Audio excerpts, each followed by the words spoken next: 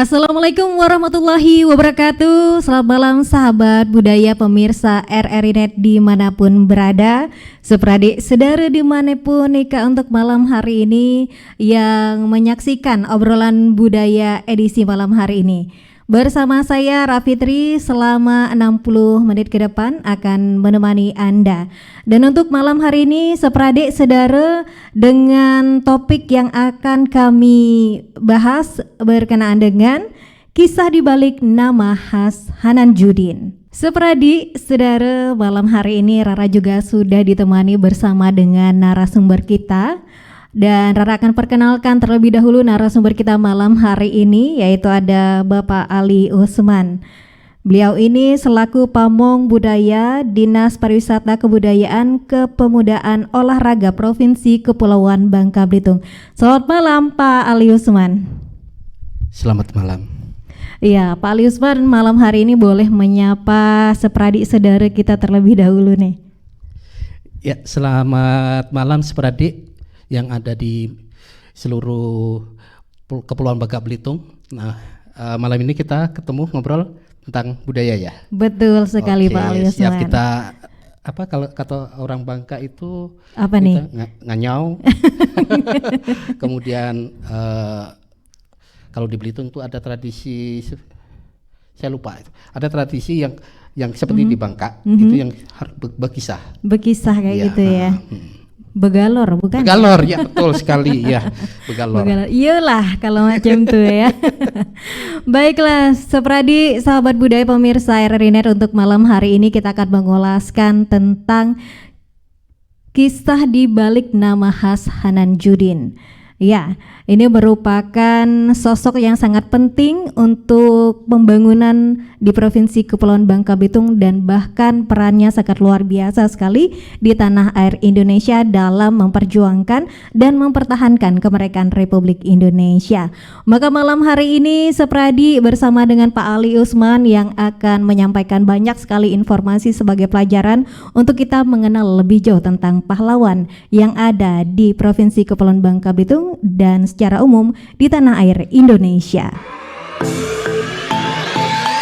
rri.co.id, media radio berita online terpercaya. Berita terkini dari seluruh Indonesia, tampilan baru dan fresh. Bagian dari sistem Big Data dan Artificial Intelligence RRI menjadikan rri.co.id mudah diakses. rri.co.id, akurat, terpercaya.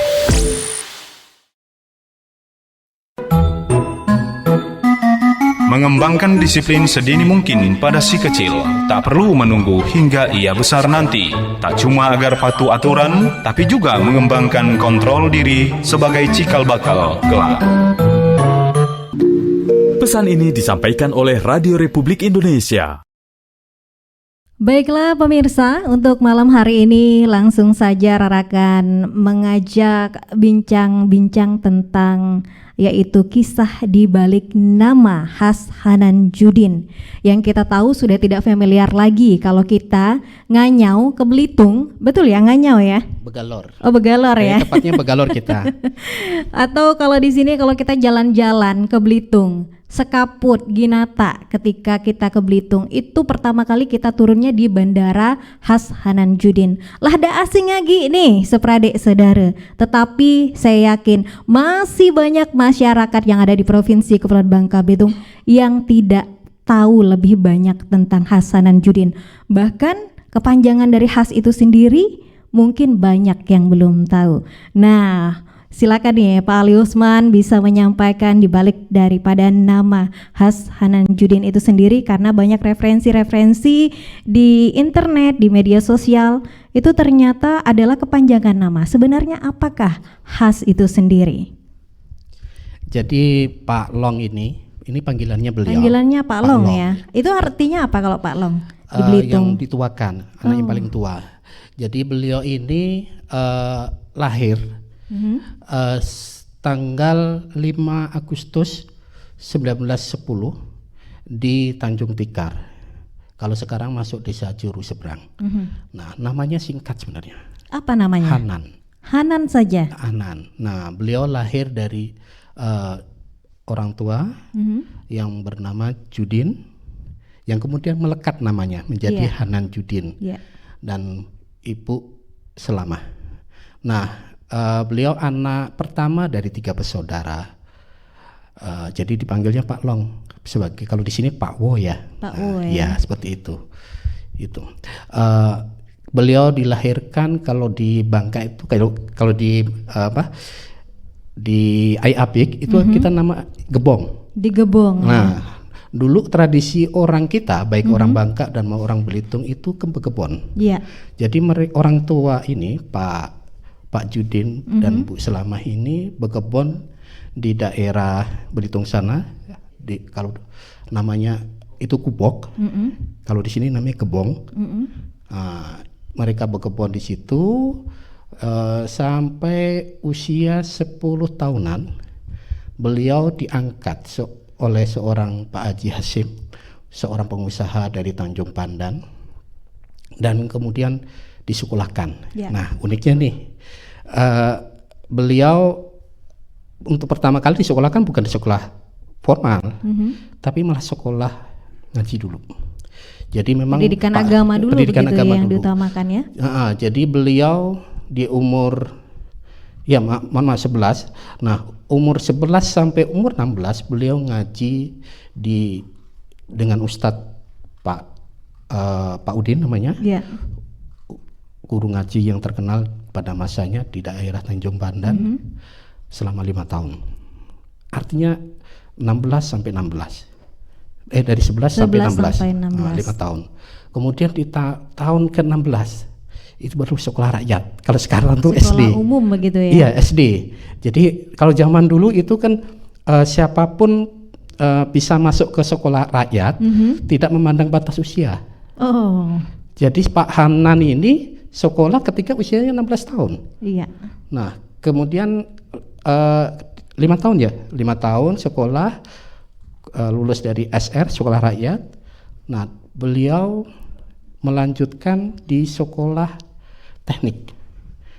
Namanya Di Belitung juga sekolahnya? Iya, sekolah teknik Ambaks yang ada di Manggar. Sagak ya. Nah, di sana ini sebenarnya sekolah yang sangat elit. Di Hindia Belanda pada masa itu hanya 3 sekolah yang sekolah teknik ini. Kalau sekarang tingkat SMP ya. Nah, itu adanya di Surabaya sama Jakarta.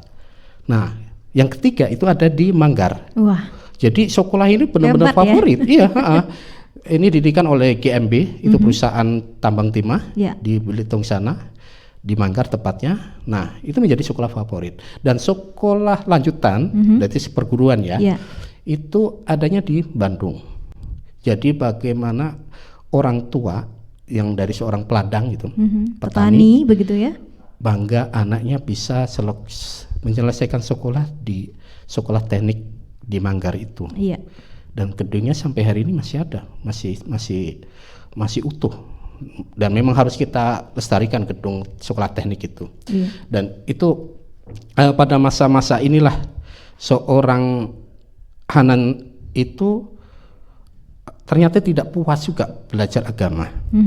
Setelah 5 tahun dia sekolah di ngaji tadi, kemudian setelah selesai di sekolah teknik Ambas ini selesai, dia melanjutkan sekolah madrasah Arab.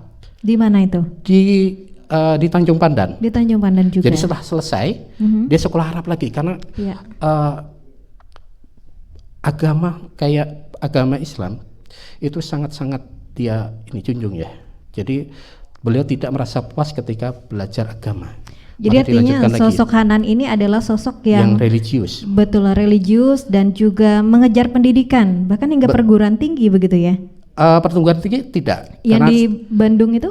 Nah, beliau tidak belajar di Bandung. Oh, ketika tidak. lulus dari Ambats itu di sekolah teknik itu dia karena itu sekolah ikatan dinas. Jadi setelah selesai sekolah itu dia harus kerja di perusahaan GMB. Nah, bekerjalah beliau di bagian bengkel di Tanjung Pandan. Nah, sambil bekerja itu beliau belajar sekolah Arab. Dilanjutkan kembali di madrasah ya. Yang sempat terputus kan. Nah, itu. Nah, beliau bekerja itu di bengkel yang melayani transportasi seluruh kendaraan GMB. Jadi untuk pertama kali beliau mengenal kendaraan-kendaraan Eropa. Wah, karena perusahaan elit ya? Iya, elit itu. Kalau kita benerin sepeda aja nggak bisa kan. Nah, dia benerin mobil-mobil kelas Eropa. Nah, ini yang kemudian menjadi dasar beliau mengenal dunia teknik. Ya. Dan itu akan berguna sekali nanti ketika periode revolusi kemerdekaan Indonesia gitu. Oke, baik, itu dia sekilas tentang perjalanan dari masa kecilnya Hasanan Judin ini. Dengan nama kecilnya adalah Hanan, dan Judin itu didapatkan dari nama ayahnya. Iya. Baik, untuk seperadik saudara masih akan kami lanjutkan tentang perjalanan kisah di balik nama Hasanan Judin. Namun kami akan kembali lagi sejenak. Tetap setia bersama dalam obrolan budaya Pro 4 RRI Sungai Liat. The new mobile application RRI Playgo. Dapatkan fitur-fitur baru di New RRI Playgo. Daftarkan akun dengan nomor handphone atau email untuk menikmati semua fitur dan konten yang ada dalam aplikasi RRI Playgo. Nikmati siaran radio live streaming atau tonton yang Anda dengar dari seluruh program jaringan RRI yang disertai dengan fitur live chat untuk berinteraksi dengan penyiar atau sesama pengguna. Dengarkan musik favorit melalui playlist dengan berbagai genre dan dekade koleksi kami. Simak berbagai siniar dan berita dalam bentuk podcast audio dan video. Dapatkan beragam berita terkini. RRI Playgo kini dilengkapi dengan fitur sosial media yang memungkinkan pengguna untuk saling follow, like, comment, dan sharing konten. RRI Playgo menyediakan fitur favorit sehingga memudahkan pengguna untuk mengakses kembali konten yang disukai di menu library. Download RRI Playgo terbaru di Google Play Store dan Apple Store. RRI Playgo, play, enjoy. Kakek! Ada cucu kakek. Mau datang kok nggak bilang sih? Oh ya, gimana kuliahmu, Nak? Mudah-mudahan 3 bulan lagi saya wisuda, Kek.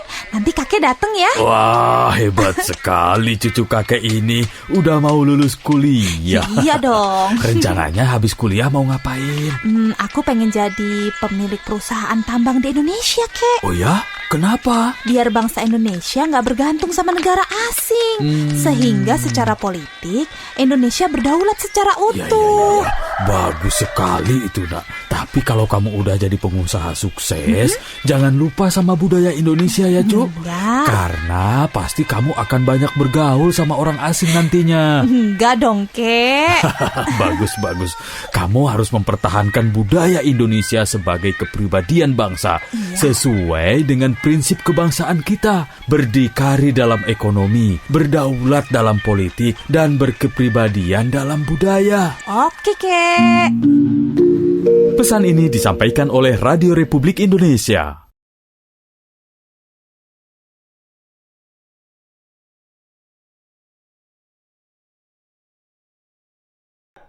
Oke pemirsa, kami kembali lagi masih dalam obrolan budaya kali ini. Dan tadi kita sudah mengulas tentang sedikit perjalanan di masa kecilnya Hasanan Judin dengan nama kecil Hanan. Pada saat itu beliau itu sekolah di masa penjajahan, tetapi diberikan kesempatan secara leluasa untuk mendapatkan pendidikan yang selayaknya, begitu ya Pak Ali Suman ya? Iya. Oke, tampak semakin penasaran lagi, kita pengen tahu seperti apakah perjalanan ataupun kisah dari Hanan Judin ini di masa remaja hingga dewasanya nih Pak Ali Usman. Iya. Jadi ketika beliau menyelesaikan sekolah di Ambaks itu, sekolah teknik itu di Manggar ya, beliau tugas dinas, jadi ikatan setelah lulus itu harus kerja di GMP. Nah dalam prosesnya di masa itu sekitar 3 tahunan ya, sebelum pindah ke Tanjung Pinang, dia mendengar informasi adanya gerakan Indonesia Berparlemen yang digagas seorang Muhammad Husni Tamrin melalui partainya Parindra, Partai Indonesia Raya. Nah gagasan itu dibawa oleh orang Jawa yang di Manggar. Nah dalam proses itulah beliau mengenal itu politik dan itu mempengaruhi ideologi beliau dalam berpolitik. Ya. Seorang tokoh MH Tamrin itu menjadi idola pada ini kita ngomongin di tahun 1930-an ya. Iya, sebelum kemerdekaan begitu sebelum ya kemerdekaan. di Kota Banggar. Nah, beliau kenal itu, kemudian beliau dipindah tugaskan di Nibem, itu di perusahaan bauxit yang ada di Pulau Bintan. Di sana 3 tahun juga. Dalam prosesnya itu beliau sempat pulang ke Belitung, kemudian menikah. Ya. Nah, menikah dengan seorang gadis Belitung namanya Halimah, punya anak 1. Kemudian setelah lepas dari Tanjung Pinang, dia tidak melanjutkan lagi kerja di bauxit itu, karena mungkin sekarang sudah beda ya, sudah punya anak, kemudian punya istri. Iya. Bagaimana, pada akhirnya menetap di Manggar juga ya? Iya, istrinya di Manggar karena Pak Hanan kan kerja di Tanjung Pinang. Begitu jauhnya rasa rindu ini, jadi beliau memutuskan tidak memperpanjang kontrak di perusahaan itu, perusahaan bauxit. Nah, beliau balik ke Belitung. Ternyata dalam perjalanannya di Belitung susah cari gawe mungkin ya. Akhirnya ya mereka cerai. Pak Hanan itu memutuskan ke Bandung. Iya. Ke Bandung. Apa yang dilakukan beliau di sana? Sebenarnya pelarian. Pelarian begitu ya. Jadi di tengah keputusasaan gitu ya, beliau pindah ke Bandung melalui saudaranya juga. Dan di Bandung beliau dengan keahliannya kerja di perusahaan air minum Bandung. Nah, di perusahaan air minum itu karena keahliannya yang memang mumpuni, dia diangkat sebagai kepala mandor. Wah. Jadi memang prestasinya bagus ya, memang ahli beliau. Ya. Nah, yang tadinya di GMB dia ngurusin mobil-mobil, termasuk mesin, ya? kapal-kapal kapal-kapal keruk, tambang timah ya. Kemudian dia ngurusin di Tanjung Pinang kendaraan dan mesin-mesin tambang bauxit. Ini pindah ke Bandung, dia ngurusin mesin air. Jadi makin kaya pengalaman beliau.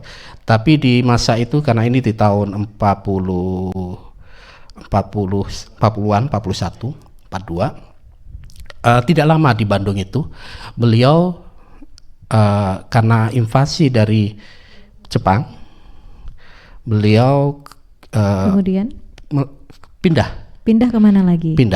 Nah, di Bandung ini dia sempat beliau pindah ke Malang ini karena faktor dia diincar sama polisi Belanda. Alasannya apa? Karena gerakan dia ketika di Bandung dia ketemu dengan orang-orang yang satu pemahaman Parindra itu, Partai Indonesia Raya, dan menokohkan seorang Muhammad Husni. Tapi sudah tergabung di sebuah politik?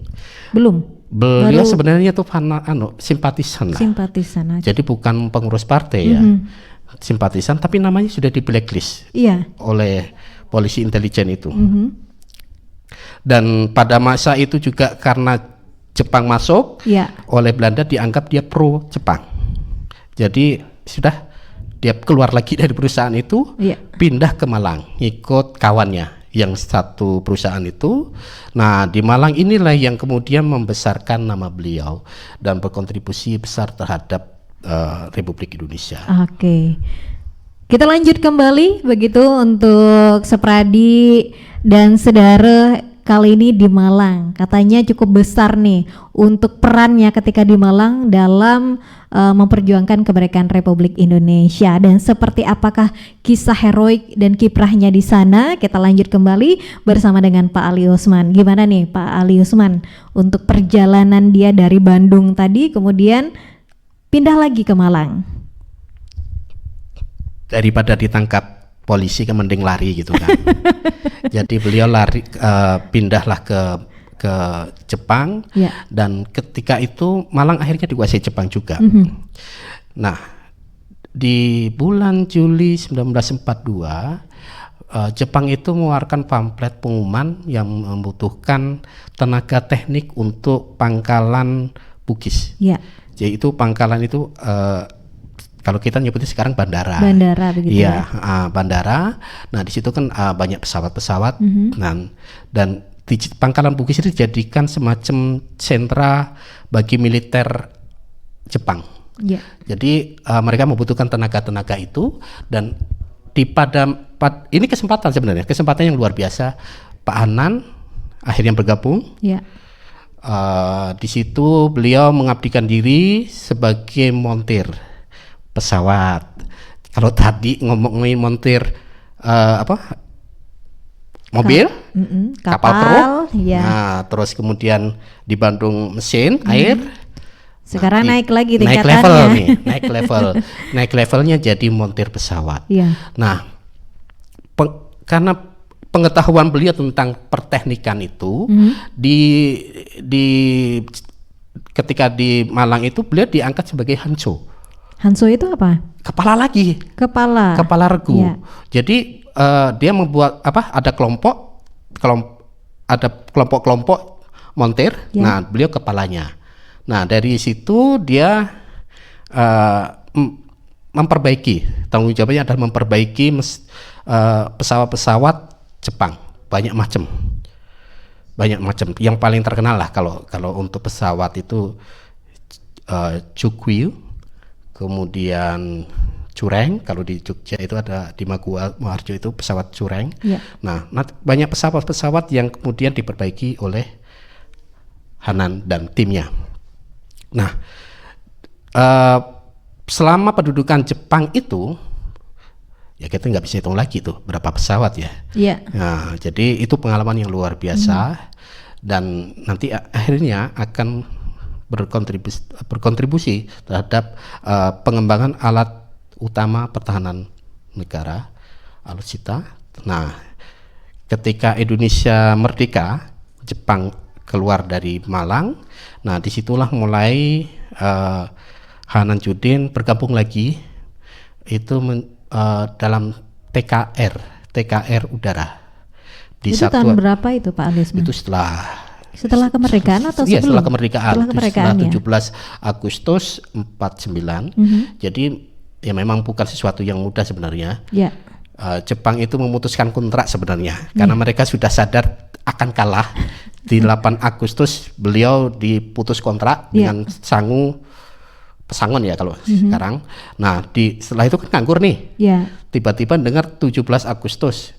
Nah, setelah 17 Agustus mereka rakyat Malang itu melakukan perlawanan. Jadi berusaha mengambil alih fasilitas-fasilitas yang diduduki oleh militer Jepang. Dan salah satunya yaitu pangkalan Bugis. Nah, Hanan Judin bergabung di momen itu di masyarakat begitu ya. Jadi beliau bergabung untuk melakukan pengambil alihan fasilitas militer yang ada di Malang. Nah, setelah berhasil, pangkalan Bugis dikuasai oleh Indonesia, dalam hal ini oleh BKR ya. Kalau awalnya kan BKR, Badan Ketahanan Rakyat Udara, Divisi 8 Suropati. Itu ya kedudukannya di Malang, dia menguasai Malang dan daerah Besuki. Nah dari pangkalan Bugis inilah waktu ngerebut itu ada sekitar 70 pesawat yang ada di pangkalan yang direbut oleh masyarakat Indonesia. Iya, ada 70 pesawat. Sumber lain menyebut 105 pesawat. Nah, dari 70 itu tidak semuanya dalam kondisi layak terbang. Karena kita tahu rekodnya Jepang, walaupun pesawat itu mudah, tapi sangat-sangat dimobilisasi. Artinya dari Jepang sana dibawa, kemudian bertempur di sana sini. Ketika nyampe di pangkalan Bugis itu dalam kondisi rusak.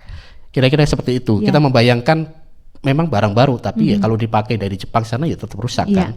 Nah, Jadi dari 70 itu diperbaikilah sama Hanan Judin, Ya. sama timnya itu. Pada saat sudah direbut itu Iya, ya. itu ada 37 pesawat. Nah, kita bayangkan dari 70 Yang bisa itu ada digunakan. 37. Jadi memang dengan keterbatasan spare part, Ya. mau nggak mau kanibal. Artinya pesawat lain dikorbankan untuk Diambil onderdilnya. mesin-mesinnya begitu ya. Kira-kira kayak gitu. Ada 37 pesawat yang diperbaiki dan kemudian secara bertahap itu diserahkan ke pemerintah Republik Indonesia, baik yang ada di Pangkalan Yogyakarta, kemudian ada di Tasikmalaya, kemudian Madiun. Ya. Nah, itu Solo, Yogyakarta. Jadi pesawatnya itu disuplai dari Bugisan, Malang. Iya, yang sudah Itu bertahap diperbaiki loh. tadi Jadi begitu ya. 37 itu misalnya di minggu pertama itu baru 4 pesawat yang bisa diperbaiki. Terus kemudian berapa pesawat lagi, kira-kira kayak gitulah, bertahap. Nah, itu menjadi kebanggaan BKR atau kemudian berubah menjadi TKR, TRI, Angkatan Udara. Iya. Nah, salah satunya itu ketika beliau menyerahkan pesawat Hayabusa, kalau salah jenisnya Hayabusa, itu dibawa oleh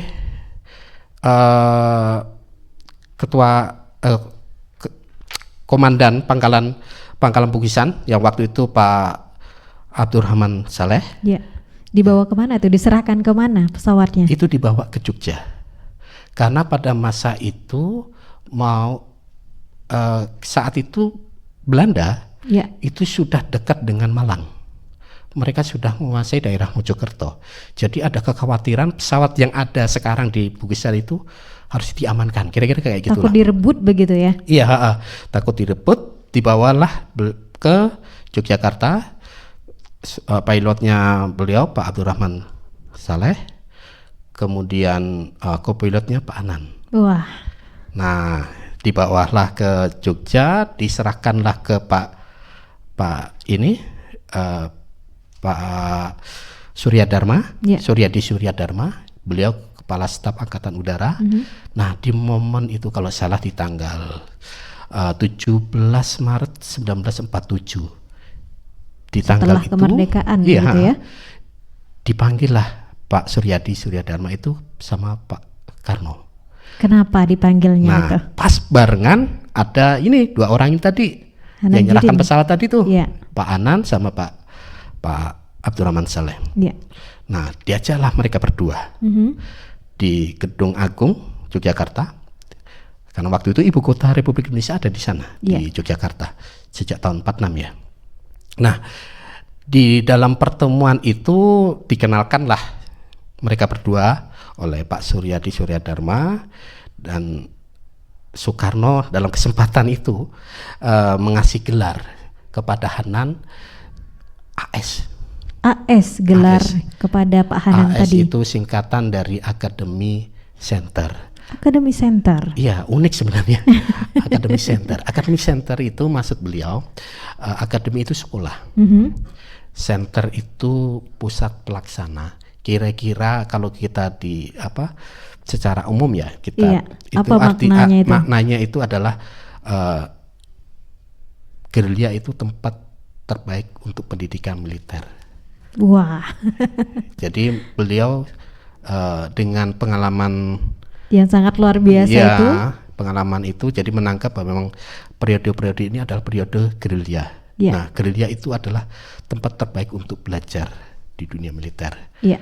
Nah, dan tahun 47 itu memang momennya agresi militer pertama yang tadi kita ceritakan tadi, sudah maju daerah Mojokerto, kemudian dilanjutkan agresi militer 2. Nah, di agresi militer 2 kita tahu ya Pak Suryadi Surya Dharma itu diasingkan di Pulau Bangka barengan dengan Soekarno Hatta. Nah, Dibawa menggunakan pesawat tadi begitu ya. enggak, itu pesawat Belanda. Artinya artinya apa yang dialami Pak Hanan Ya. ketika di Malang dia harus bergerilya. Betul. Setelah dari Jogja tadi kan dia balik lagi ke Malang kan. Iya. Nah, pangkalan Bugisnya dikuasai oleh Belanda. Pesawatnya mau nggak mau Direbut juga ya. direbut pada juga. akhirnya. Iya kan, pangkalan semua direbut. Oh iya. Jadi beliau gerilya. Jadi kode tadi itu sebenarnya nanti kamu tuh akan gerilya. Padahal itu belum kejadian itu kan. Iya. Nah, Artinya beliau- akan melanjutkan lagi perjuangan kemerdekaan ya. Betul. Jadi beliau bergerilya sampai ke pelosok-pelosok desa itu di daerah Malang dan sampai Pacitan. Ya. Nah, makanya nama beliau di sana itu terkenal di daerah sana. Dikenal Malang. oleh masyarakat. Iya, di begitu ya? masyarakat ya. Ya selain tadinya kan memang beliau nikah sama orang sana. Ya. Nah, Berarti ketika di Jawa sana di Jogja menikah lagi. yang di Malangnya. Di Malang menikah lagi Iya, begitu ketika ya. masa Jepang itu dia menikah sebenarnya dengan seorang gadis namanya Musriah, orang yang dari keluarga terpandang di daerah Malang sana. Ya. Bunganya kembang desa lah kira-kira Kembang seperti itu. desa. Jadi beliau dapat kembang desa di sana dan ya karena beliau sangat terkenal, sangat dekat dengan masyarakat, ahli religius, artinya ketika ada masjid dia sholat itu kan, nah, dekat dengan masyarakat. Nah itu yang menjadi modal beliau. Ya. Dan kemudian ketika beliau bergerilya itu sangat membantu karena pasukan-pasukan yang di Pangkalan Bugis itu sangat royal, sangat setia dengan Pak Hanan. Seperti kira-kira seperti itu. Oke, itu dia perjalanannya ketika bergerilya di kawasan Yogyakarta dan di daerah sekitarnya begitu ya Pak Ali Usman ya. Ini sangat luar biasa sekali, sangat menginspirasi. Namun kita masih akan lanjutkan kembali pembahasan tentang Hanan Judin yang ketika di daerah ketika dia bergerilya itu mendapatkan sebuah penyematan nama oleh Presiden pertama Republik Indonesia. Penasaran seperti apa kelanjutannya kembali tentang Hanan Judin? Tetap setia bersama kami dalam obrolan budaya.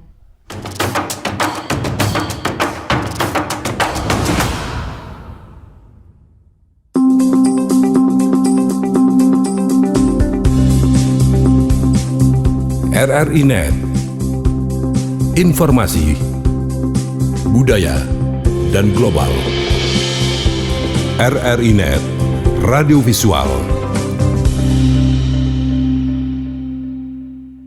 Sahabat budaya, seprade sedara, wah sudah menanti-nantikan untuk kelanjutan dari perjalanan kisah Hanan Judin yang sebelumnya tadi membahas tentang perjalanannya di Pulau Jawa, kemudian kisah heroiknya melawan penjajah, dan kita akan lanjutkan kembali bersama dengan narasumber kita malam hari ini Pak Ali Usman ya.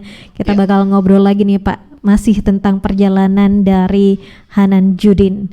Iya, yang apa yang kita uraikan tadi ya sebenarnya. Iya. Pengalaman beliau sebagai montir pesawat ya, bukan montir sepeda.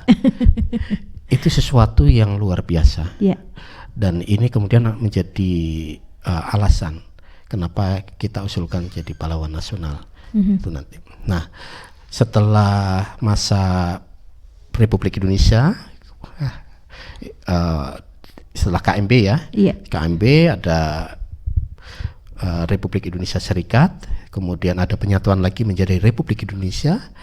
Nah, beliau itu ditugaskan di beberapa tempat sebagai komandan pasukan pertahanan pangkalan. Di mana saja itu Pak Ali? Itu ada di Surabaya, kalau pertama di Surabaya. Masih di kawasan Jawa begitu ya?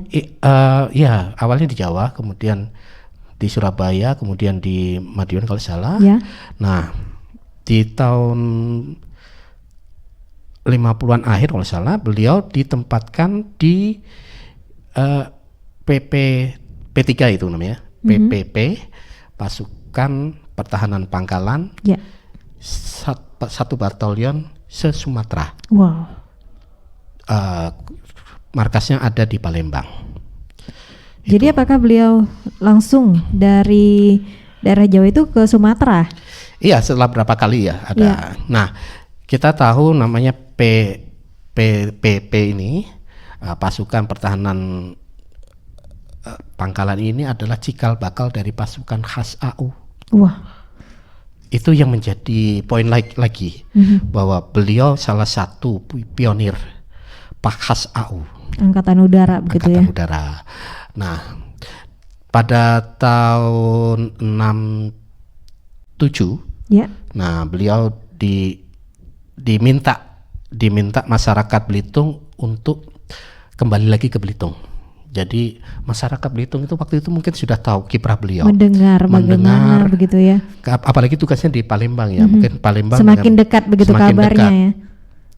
Karena Bangka Belitung juga kan masih tergabung ya waktu itu.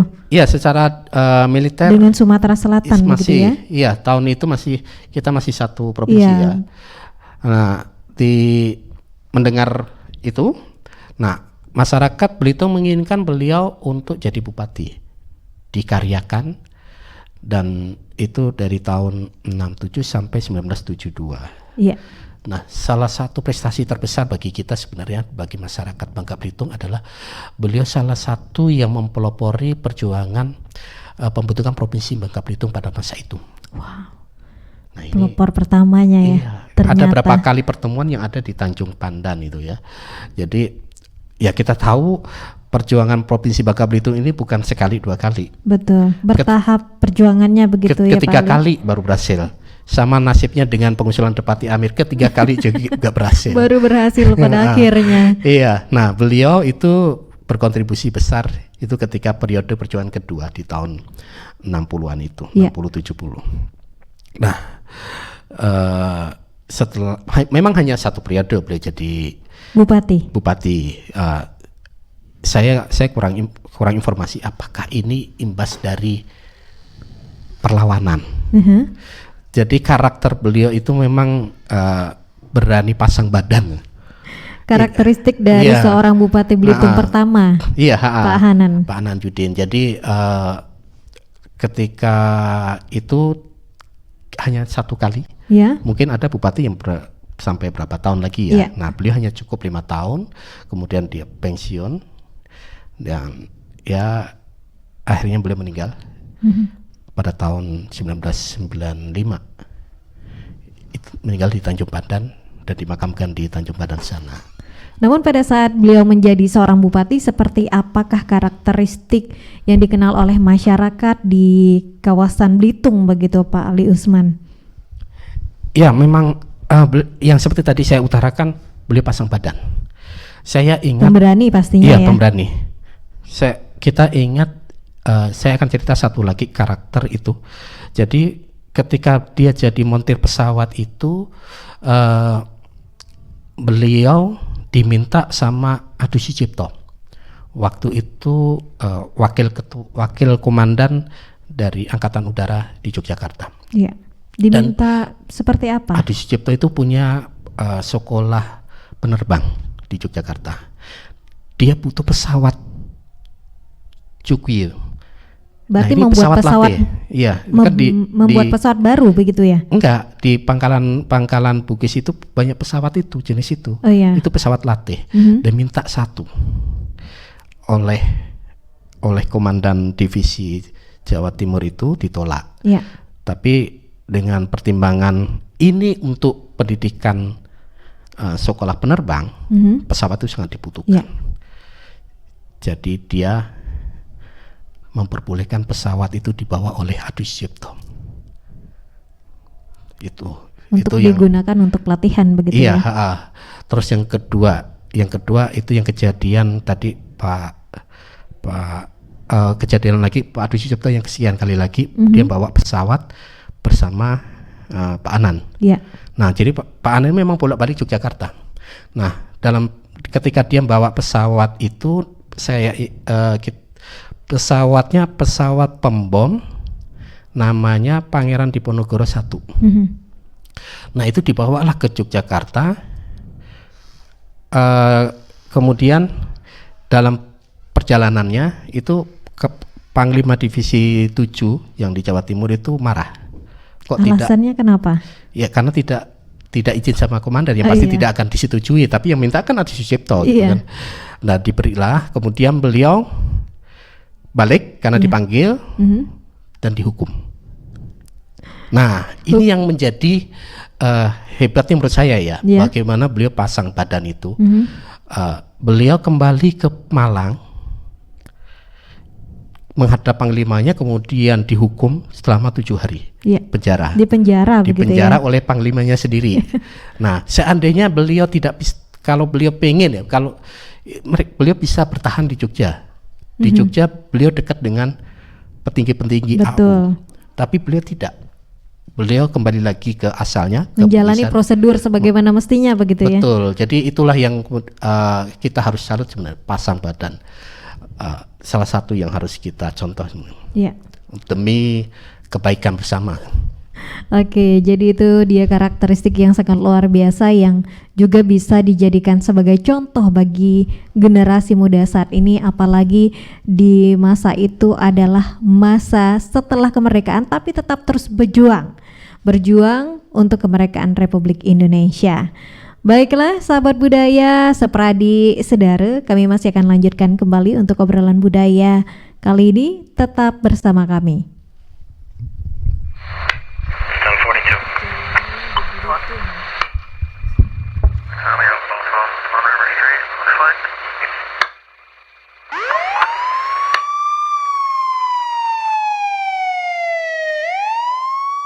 Tuh, mama sih kurang waktu buat ngawasi anak. Jadi salah pergaulan si Adi, lari ke narkoba. Papa juga kan, sibuk terus. Anak dimanjain, semua serba gampang Adi dapetin. Salah pergaulan kan? Percuma juga kita ribut. Adi sudah dibawa polisi, Ma. Ayo dong, Pak, kita harus gimana? Awasi anak Anda dari bahaya narkoba sebelum fatal akibatnya. Sahabat budaya, sepradi sedara, masih kita akan mengulaskan tentang sosok khas Hanan Judin yang sangat luar biasa. Dan sebelumnya tadi beliau kembali berkiprah di Belitung, diminta oleh masyarakat untuk menjadi bupati, kemudian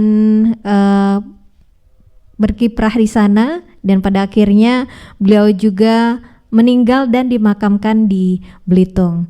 Lalu seperti apakah kelanjutan daripada Hanan Judin ini di Provinsi Kepulauan Bangka Belitung oleh pemerintah sendiri? Karena memang di masa perjuangan dan mempertahankan kemerdekaan Republik Indonesia, tidak hanya di Belitung tetapi di Pulau Bangka juga ada sosok pahlawan namanya Depati Amir yang juga sudah menjadi pahlawan nasional statusnya. Lalu untuk Hanan Judin sendiri seperti apa statusnya saat ini? Sedangkan kita tahu kisah heroiknya yang sangat luar biasa dalam memperjuangkan dan mempertahankan kemerdekaan Republik Indonesia. Pak Ali Usman nih yang bisa menyampaikan nih. Iya, atas kerja keras teman-teman di Belitung, terutama saudara kita Bang Haril Anderson, beliau menulis 2 buku. Pertama buku Sang Elang, Serangkai Kisah Perjuangan. Ini menjadi dasar pengusulan Hanan Judin sebagai pahlawan nasional di tahun 2018. Berbarengan dengan Depati Amir waktu itu. Saya tahu persis bagaimana perjuangan beliau, Bang Haril. Luar biasa, satu kata yang menurut saya itu luar biasa beliau apa yang dilakukan. Saya nggak sampai hati menceritakan detail-detailnya karena saya tahu persis itu detail itu. Hanya semangat beliau ketika mengenal Pak Hanan Judin di tahun terakhirnya malahan. Jadi tahun 94 Bang Haril ini wawancara dengan beliau. Masih sempat bertemu syukurnya begitu ya. Terus kemudian tahun 95 Pak Hanan beliau meninggal. Jadi dari situlah kisah-kisah itu mendorong beliau untuk menulis buku dan kemudian kita usulkan jadi pahlawan nasional di 2018. Nah, dalam prosesnya itu Depati Amir jadi pahlawan nasional, Hanan Judin ditangguhkan. Ya. Bukan ditolak, ditangguhkan. Artinya ada beberapa berkas yang perlu dilengkapi lagi. Salah satunya adalah kiprah beliau ketika menjadi bupati. Memang buku ini baru sebatas sampai perjuangan revolusi kemerdekaan Republik Indonesia, dan Bang Haril lagi membuat buku, melanjutkan buku kedua yang ini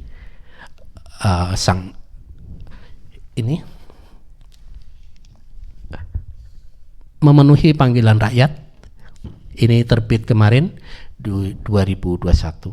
Baru berarti ya? Baru berapa tahun? Di tahun 2022 kita usulkan lagi Depati Amir jadi pahlawan nasional.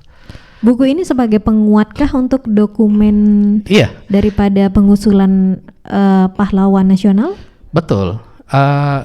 Salah satu malahan dari sekian banyak syarat, salah satunya adalah buku biografi yang menjelaskan kiprah calon pahlawan nasional. Nah, syarat lain misalnya kajian naskah akademik.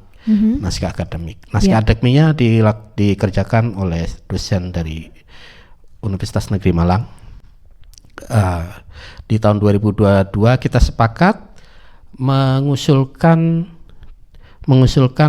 debat Hanan Judin itu jadi pahlawan nasional. Jadi yang tadi tertunda di 2018, yang tadi ditangguhkan dari 2018 kemudian diusulkan kembali lagi 2022, melengkapi berkas-berkas yang kurang tadi. 2022 artinya 4 tahun butuh prosesnya itu. Kemudian bagaimana kelanjutannya? Ternyata di tahun 2022 di bulan November ada pengumuman Hanan Judin tidak masuk pahlawan nasional. Dengan alasan apa itu Pak Ali? Itu ditolak malahan. Ditolak. Jadi ini usulan pertama yang ditolak sebenarnya. Kalau tadi ditangguhkan, ini yang ditolak. Nah, artinya kalau usulan pahlawan nasional itu ditolak, itu butuh 2 tahun lagi untuk diusulkan lagi. Dan kemudian kalau masih ditolak lagi, yang ketiga baru lanjutkan kembali diusulkan lagi. Ditolakkan itu dengan alasannya apa kemarin di tahun 2022? Ya salah satunya mungkin akademisi, naskah akademiknya, terus kemudian biografinya belum mengerucut misalnya. Nah, dan itu menjadi PR kita bersama, baik pemerintah Belitung, pemerintah Belitung Timur, pemerintah Provinsi Bangka Belitung.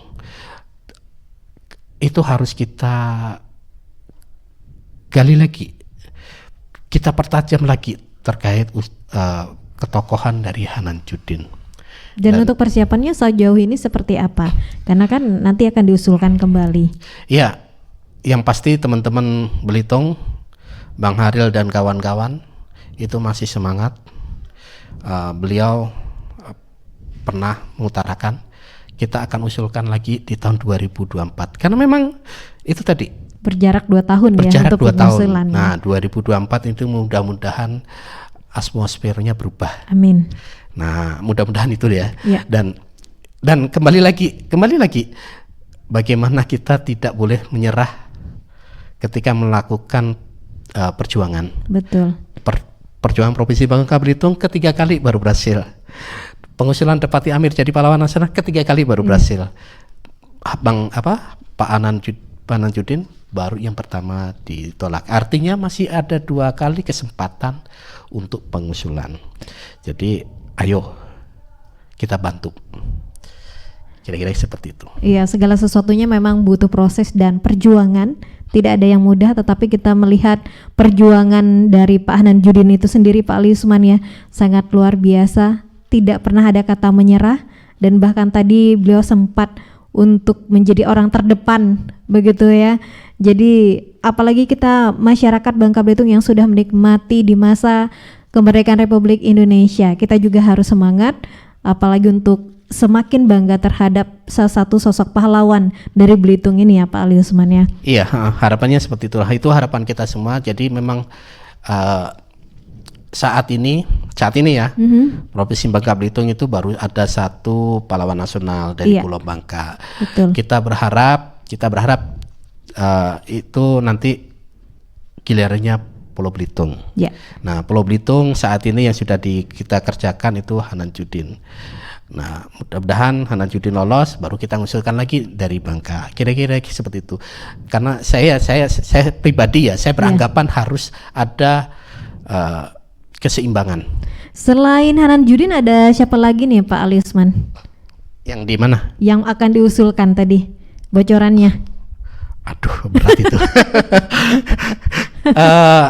Banyak tokoh-tokoh di kita yang bisa kita usulkan. Ya.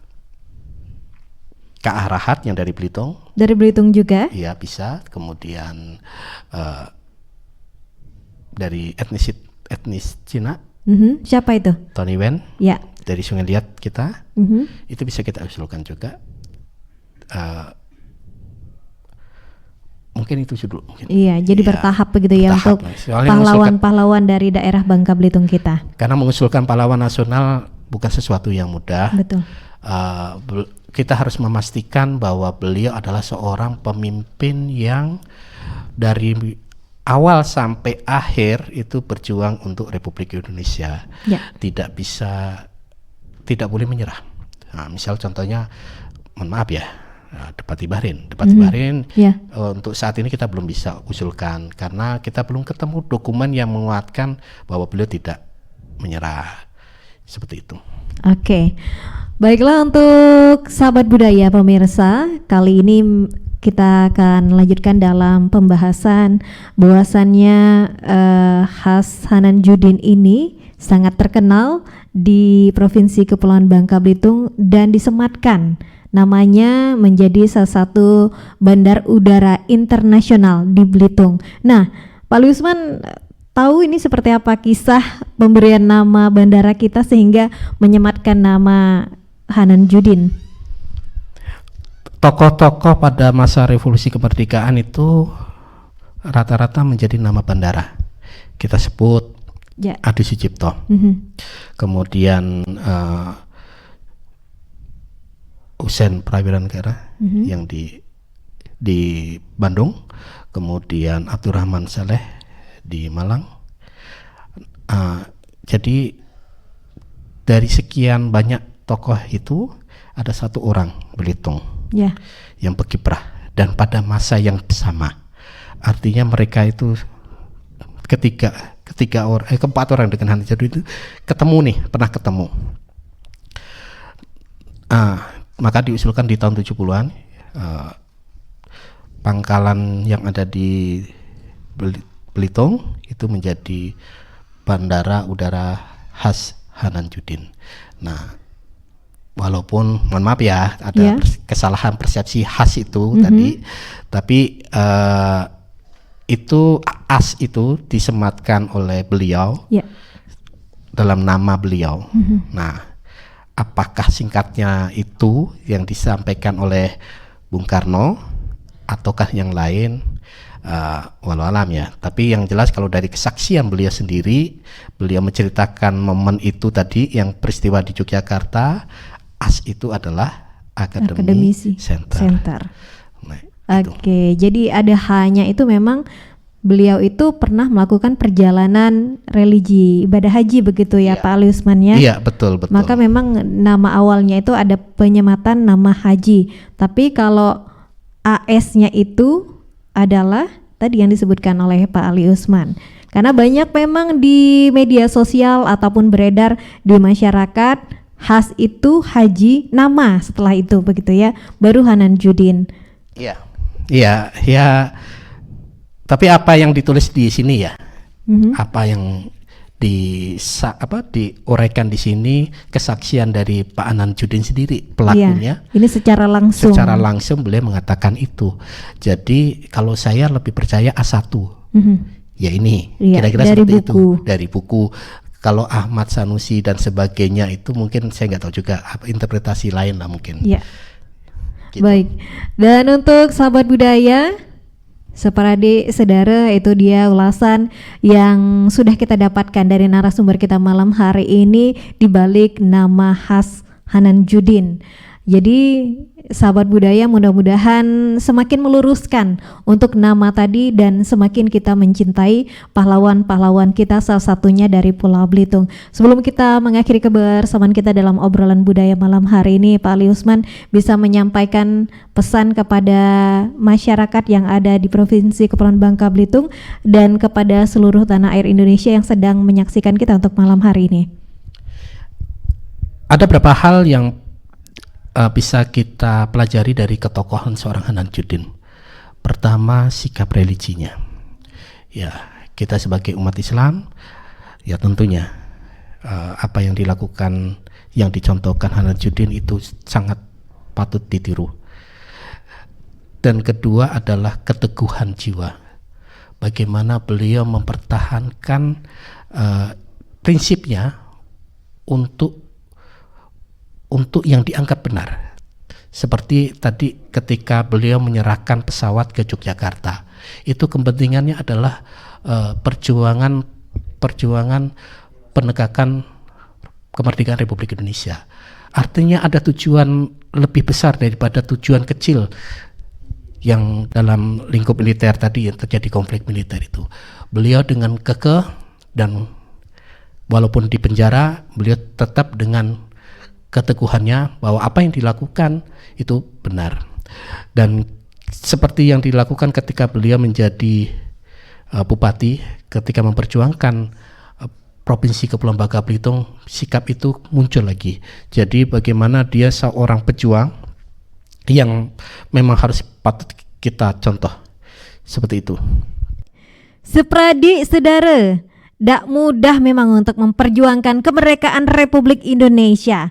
Perjuangan keras telah dilakukan oleh pahlawan dari daerah Belitung, yaitu As Hanan Judin. Kini perjuangan kita yaitu adalah berusaha untuk mendukung pemerintah untuk menjadikan beliau menjadi pahlawan nasional, menyusul pahlawan dari Bangka, yaitu Depati Amir. Pemirsa, untuk itu Sarah Fitri sudah 60 menit menemani Anda dalam obrolan budaya malam hari ini bersama dengan kerabat kerja kami yang bertugas malam hari ini. Mengucapkan terima kasih, selamat malam, sampai jumpa. Wassalamualaikum warahmatullahi wabarakatuh. Salam budaya.